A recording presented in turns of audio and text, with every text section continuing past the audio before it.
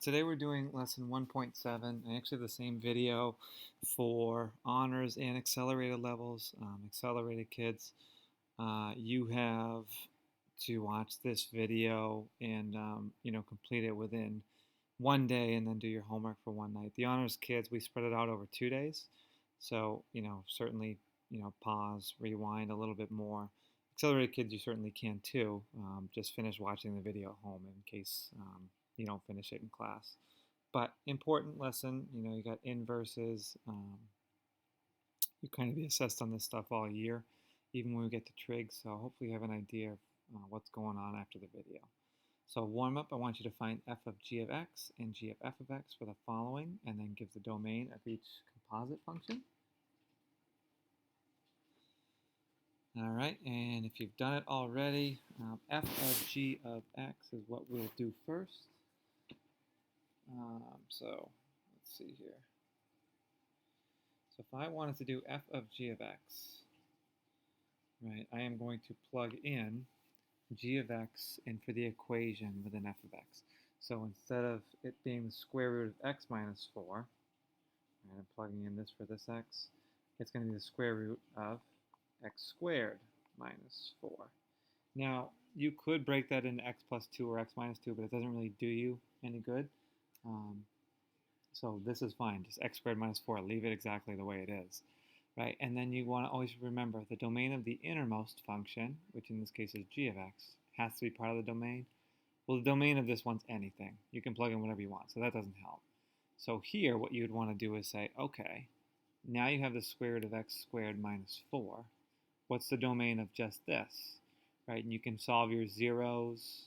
You would get x equals plus or minus 2. And then you can do your whole number line. Okay, you got negative 2. All right, you got positive 2. What numbers work? Well, anything to the left, anything to the right. If you plugged in 0, it doesn't work. The things in the middle don't work. Right, so your domain is going to be negative infinity to negative 2, and then union with 2 to infinity. Right, so that would be the domain of f of g of x. So we only did this one, right? The answer, the f of g of x is the square root of x squared minus 4, and then its domain is this one, right? And we don't need to take into account the innermost because the innermost had anything, so there's no restriction on it. Now if I wanted to do g of f of x, I'm plugging in f of x into the entire g of x equation. And that would give me something like the square root of x minus 4 all squared, which is x minus 4, right? That one's not so bad. That's g of f of x. But again, you want to take into account the innermost, domain, which in this case, right, if you had just the x minus 4, the domain of that one is from 4 to infinity. Right? You could only plug in numbers that are equal to 4, bigger than 4, otherwise you get negatives. So again, how do you do that? You'd set it equal to 0. You could do the number line if you wanted to, but hopefully you can probably tell by looking at it. Anything that's bigger than 4 works, or 4 itself. So what would your domain be? Well, you would say 4 to infinity. Even though, when you look at x minus 4, anything goes. But you got to think of it in terms of this, which was really the more accurate version of this, right? And then from here, you could only plug in numbers 4 to infinity. All right, so that's your warm-up. All right, so just really quickly, I know you guys did inverses last year. When you see a negative 1 as the exponent for the f, it does not mean 1 over f of x. It's not like it's a reciprocal or a negative exponent or anything like that. It means inverse. So how do we read it? We say f inverse of x. All right, that's how we read these.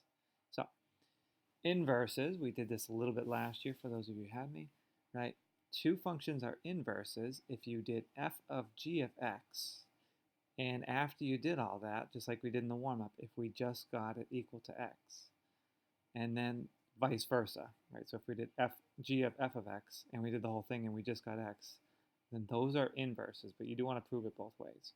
So if we look at the warm-up, right, we did f of g of x, and we got something like the square root of x squared minus 4. Certainly not x by itself, And then we did it the other way around, and we got something like x minus 4. Again, not just equal to x. So are those two inverses? Definitely not. Right? If you did that same step and the answer was just like x right here and x right here, then you'd have inverses.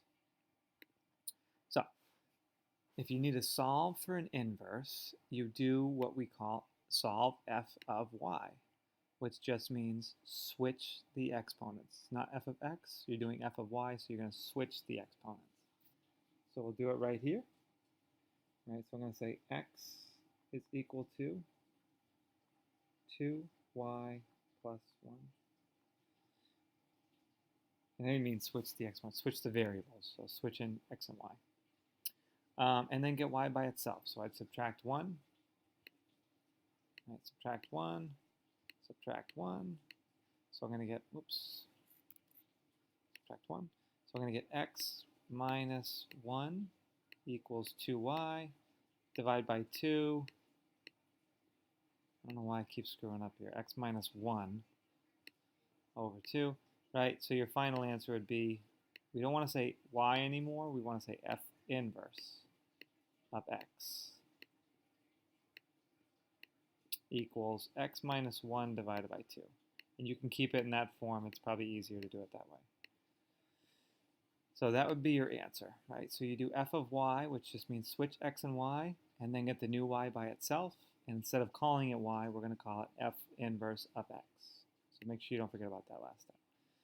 And then graphically is what we're going to do here in B and C. We're going to make an XY table and then graph both. So we have that right here. So the original was, that should match, which it does. Right, so I'm going to make an XY table of this one, 2x plus 1. So over here I got 2x plus 1, right? And I have my x's, and I have my y's. So, a couple easy points that I can work with. If I plug in negative 2, I'm going to get 2 times negative 2, which is negative 4, plus 1, which is negative 3. I'm going to plug in negative 1. Plug in negative 1, I get 2 times negative 1, which is negative 2, plus 1 is negative 1. Plug in 0, I'm going to get 1. Plug in 1, 2 times 1 is 2, plus 1 is 3. And if I plug in 2, I get 2 times 2 is 4, plus 1 is 5. Right. So those are 5 easy coordinates that I can plot. So I have negative 2, negative 3. I have negative 1, negative 1, 0, 1, 1, 3, 2, 5. Right. And I can draw a line with those pretty easily. All right, so that is 2x plus 1. And then the inverse, we'll graph the inverse. So x minus 1 over 2. So x minus 1 divided by 2. And we'll make a separate xy chart for that one. So if I plugged in, we'll do the same, well, we'll do a couple of same points. Like if I plug in negative 1, negative 1 minus 1 is negative 2, divided by 2 is negative 1. If I plug in positive 1, 1 minus 1 is 0. 0 over anything is still 0. If I plug in 3, 3 minus 1 is 2. 2 divided by 2 is 1. So I plugged in 3.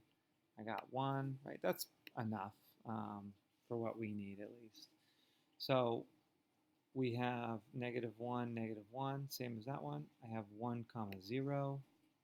And I have 3 comma 1. Still going to be a line, right? You could kind of see you could break it up into mx plus b form and do it that way.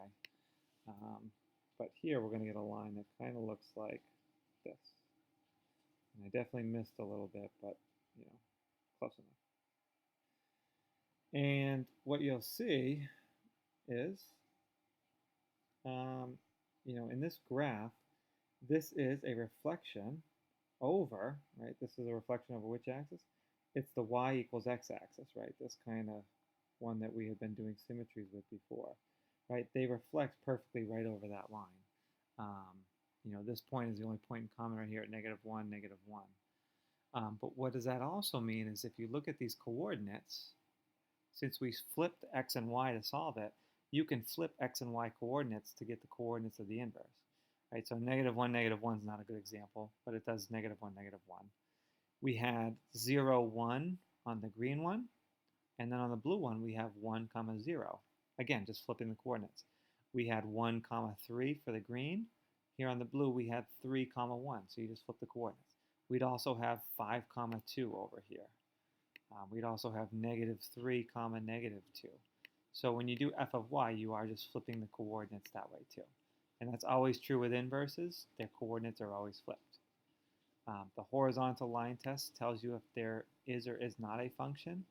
And here's, if I just gave you this one, is that a function? Absolutely. It's a quadratic, right?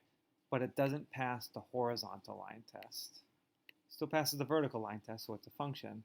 But the horizontal line test would tell you if once you reflected it over y equals x, you might get something like this shape, which does not pass the vertical line test once it's reflected. So the inverse of this, and inverse of anything that doesn't pass the horizontal line test, is not a function. It still exists, it just means that it's not a function. So like I said, if you flip this one over this axis, you'd end up with something way down here, which doesn't pass the vertical line test, but it still exists, right? So the coordinates are just flipped. And obviously, I forgot to mention that if you flip the coordinates, the domain of this one, the x's, the domain, becomes the range of the other one, and then the range of this one, the original, becomes all of the x's or the domain of the other one. So that kind of is also a little neat thing, right? Domain is now the range of the other one, and the range is now the domain of the other one, and that's always true. So what you guys have on your classwork, if hopefully you already grabbed it, is 7 problems. Obviously, you might not be able to ask, but you're going to do questions 1 through 7, and then there's another hint for you. But go ahead and do 1 through 7. You can work with somebody near you. But obviously, once you're done, we still have quite a few slides left. So kind of reconvene and watch the video back once you're finished. Okay. Shouldn't say lastly, we got some proofs left. So if you have a function value, like 4, f of 4 equals -1, all that means is you plugged in 4 and you got -1. So it's really telling you have a coordinate. You should be able to recognize that the 4, -1 is a point on the function's graph, okay? You should be able to also find the following. So what coordinate do you have? Right, I already said that, you don't really need that. So you have f inverse of -1. Well, if you think about the inverse, right, the inverse means, since you have 4, -1 on the original, the inverse you would have -1, 4. So it's saying for the inverse, if you plug in -1, what do you get? Well, you get 4. Here, again, do the innermost first, so f inverse of -1, same thing as this one. It's really just saying what is f of 4, because f inverse of -1 is 4. So f of 4 would be, what do I get when I plug in 4 to the original? Well, you get -1. This one, if I wanted f of 4, innermost first, f of 4 is -1. So again, it's asking you for the inverse value where x is -1. Well, with -1, you get 4. Right? It's kind of like a long way around, simpler answer, but it's a good little quiz or check-in to make sure that you're understanding how coordinates are flipped with inverses. All right, so next thing we have the method 1, which is composite functions. All we're doing are proving that certain things are inverses.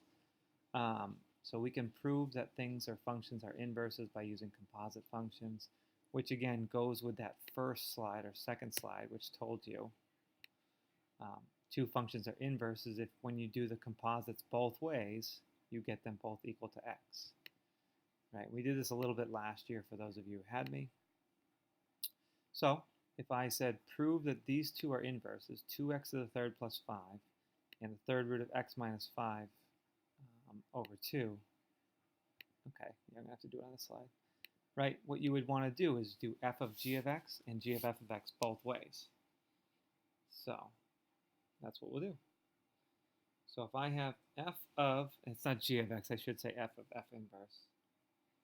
So if I had f of f inverse of x, and I want to prove that it's equal to x, that's what we're trying to do here.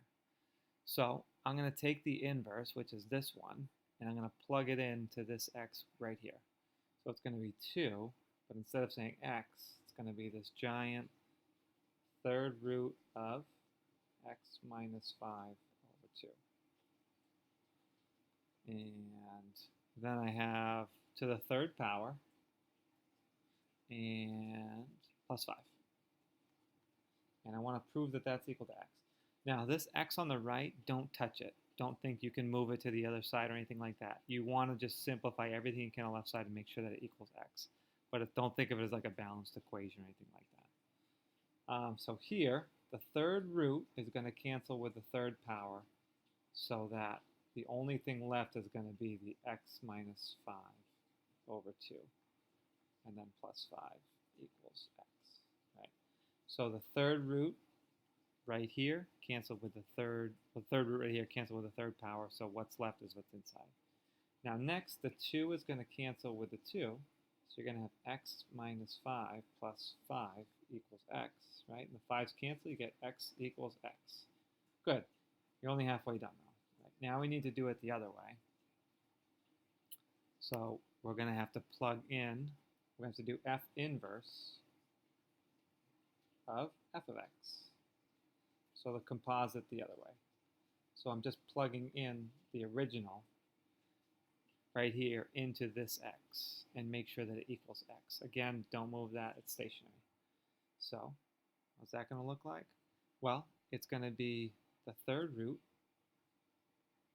of, instead of x minus 5, it's going to be this whole 2x to the third plus 5. And then your minus 5 over 2. And hopefully that's going to equal x.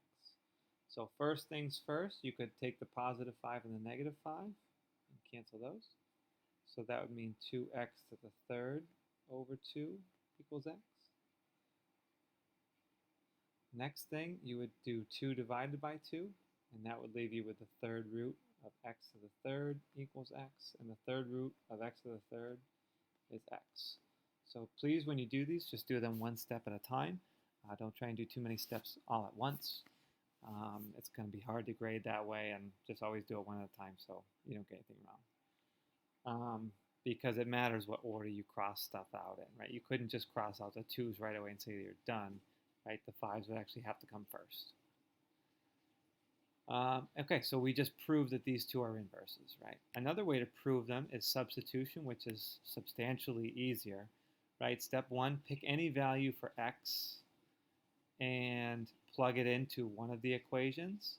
And then step 2, see if it undoes the other. And I'll just give you an example of how it works, right? So take the original and plug in some number that's very easy to work with. So 1 or 0 are always good ideas. So I'm going to plug in 1, although 0 probably is easier, right? But I'll just plug in 1.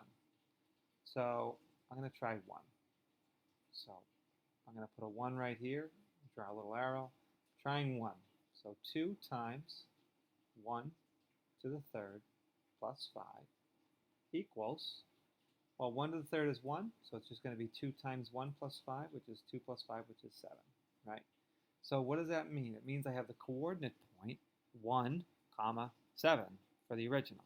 So what should this point have? Well, this one should have 7, 1, since this one has 1, 7. That's what we're going to test. So I'm going to draw a little arrow here. So what I'm going to do is I'm going to take the third root, I'm going to take the inverse, and I'm going to plug in 7 and make sure I get 1. So it's going to be the third root of 7 minus 5 over 2. which is going to be the third root of 2 over 2, so the third root of 1, and the third root of 1 is 1. So it works, right? So I just put a little check mark there, right? So I plugged in 1, I got 7, and then with the inverse, I plug in 7, and I get 1. That's a perfectly fine way of justifying that the two are inverses, right? If they're inverses, the coordinates are flipped, and that's exactly what you just proved, right? 1 comma 7, the inverse 7 comma 1. So that's another way to check. You could do a different one if you wanted to try a second example. You know, plug in 0 or any other number you want. It'll always work as long as they're inverses.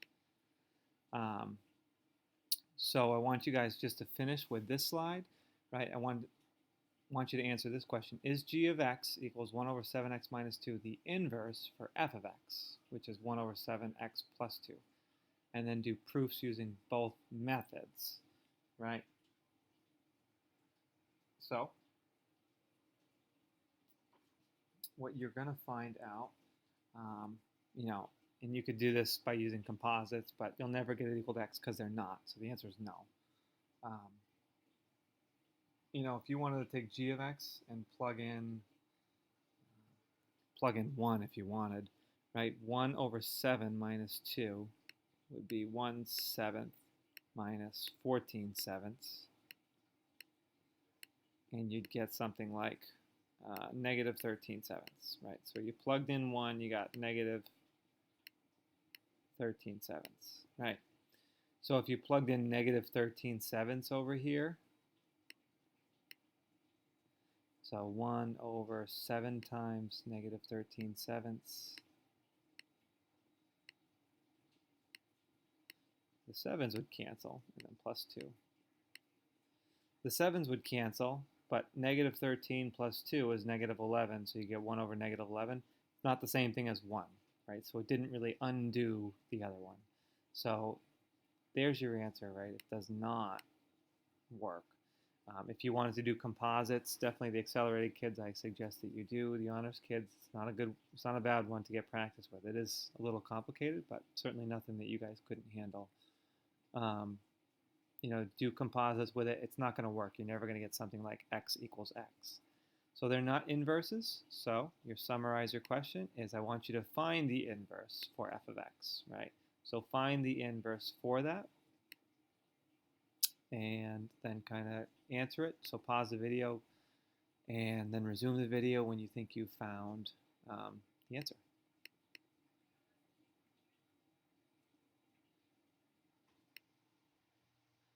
All right, so hopefully you've got the answer now. So the equation was 1 over 7x plus 2.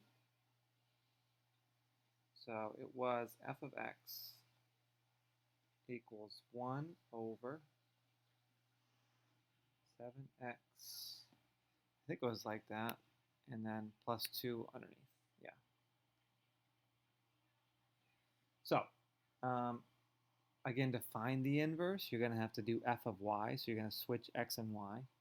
So you're going to have something like x is equal to 1 over 7y plus 2.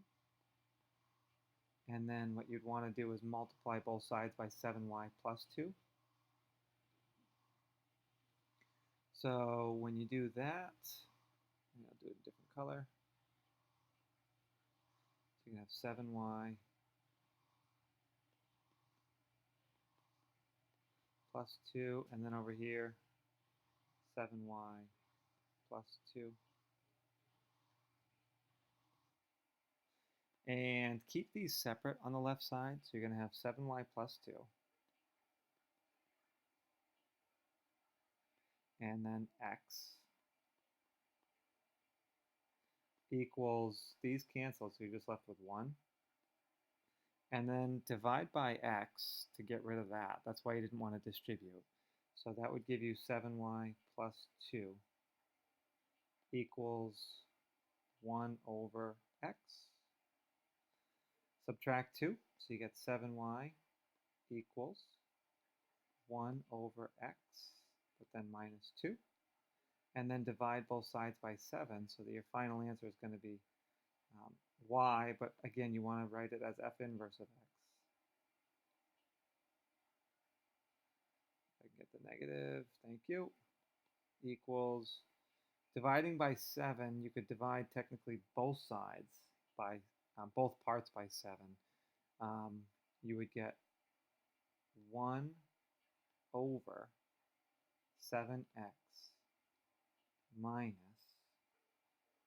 2 sevenths.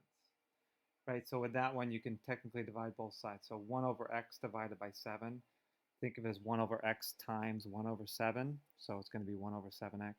And then 2 divided by 7 is 2 divided by 7. So that would be the inverse.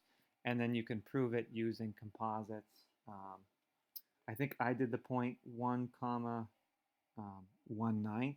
So when you plugged in 1 to the original, right, you get 1 over 7 plus 2, which is 1/9. And then when you plug in 1/9 right here, might not look like it right away, but when you plug in 1/9 right there, it does work. Just a little bit harder than maybe one of the problems we did before. All right, so again, Accelerated Kids, you should have finished this video within the day, and there's your homework right there. Honors Kids, this should be on your second day by now, and here's the work. So whatever class time you have left, go through it. It's a decent amount of problems. It's odd, so check the back of the book, and that's it.